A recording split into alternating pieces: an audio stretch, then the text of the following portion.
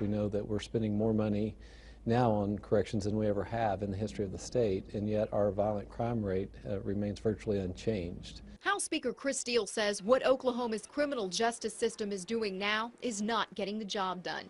He's one of many state leaders who spent the past 7 months working with the Council of State Governments Justice Center to find ways to cut costs and improve public safety. During the next session, Steele will sponsor legislation to carry out the group's findings, all aimed at reducing the number of people in Oklahoma prisons by addressing the issues that got them there in the first place and better supervising them after they're released. Currently, it's set to grow by 9%, and that's at a cost of $260 million over 10 years.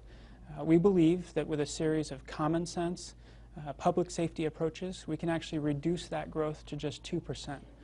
And that's something that is sustainable, and it is something that we believe can make Oklahoma safer in the long run. Money would also be spent to ensure law enforcement agencies have the resources they need to do their jobs. And what we look at, how do we turn around and maintain a proactive approach as far as law enforcement? That's what we're looking at, because we've been asked, to cut back and do more with less. But the bottom line is we still have to have officers on the street. Bixby Police Chief Ike Shirley gave input into the plan. He says small departments like his have been deeply affected by budget cuts and issues such as shortages of mental health facilities. At times, Bixby may have only 3 officers on patrol. 228-1059.